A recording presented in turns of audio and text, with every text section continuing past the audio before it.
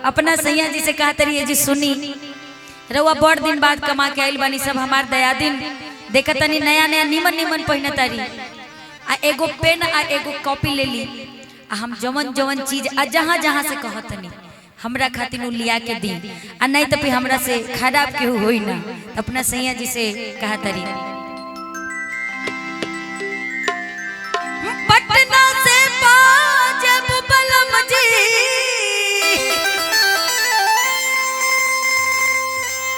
अरे पटना से पाजब बलम जी ए जी अरे आरा से उठला ली की मंगाई दी अरे धनबाद से चुनरिया छीट वाली छपरा का करे जाई उतना दूर भाड़ा किराया लगा के धनबाद में भी चुनरी मिल जाई निमन निमन। हां काहे से कि उतना दूर गइला पे जितना का पेट्रोल जरी उतना का चुनरी मिल जाई। आई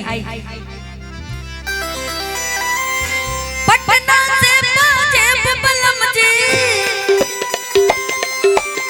पटना से पाजेब बलम जी आला से उठला ली के मंगाई दी छपरा से चुनरिया छीट वाली हो मंगाई दी छपरा से चुनरिया छीट वाली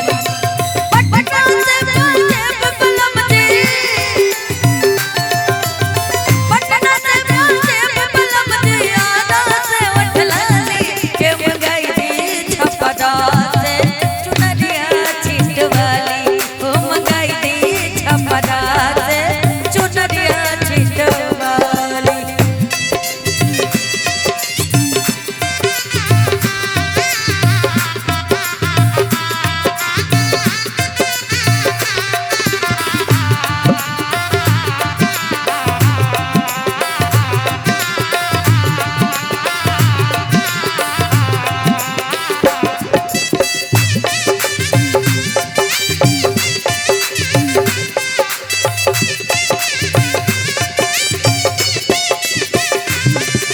और कहत रहिए जी सुनिए और का चाहिए हमरा के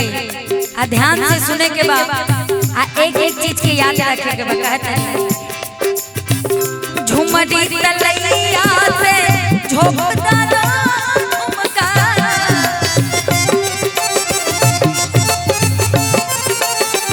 झुलनी बनेले रंग बाज जिला डुमका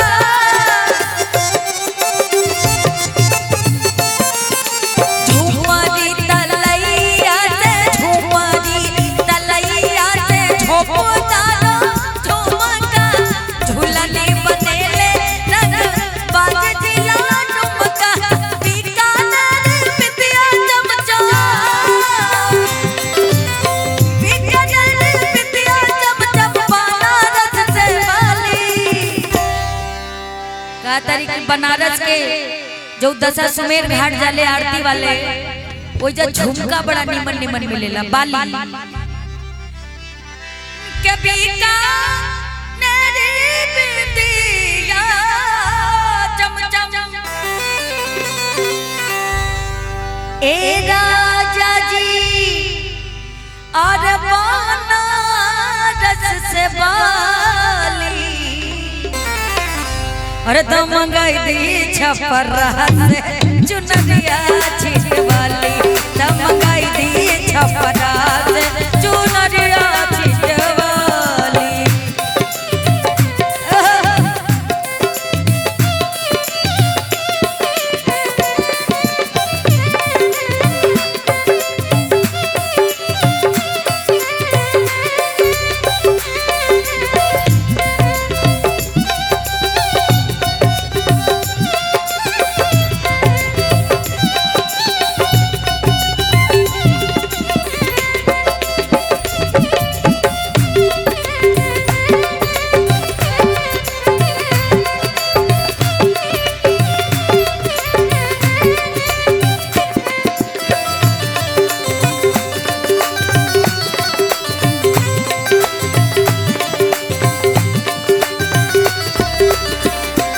और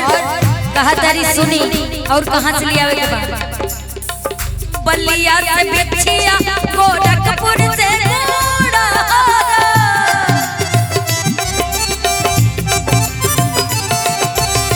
मिर्जापुर से मेहंदी मंगाई दी है गजरा बलिया से बिछिया गोरखपुर से घोड़ा मिर्जापुर से मंगाई दी है गजरा लखनऊ से लहंगा महंगा लखनऊ से लहंगा महंगा लखनऊ से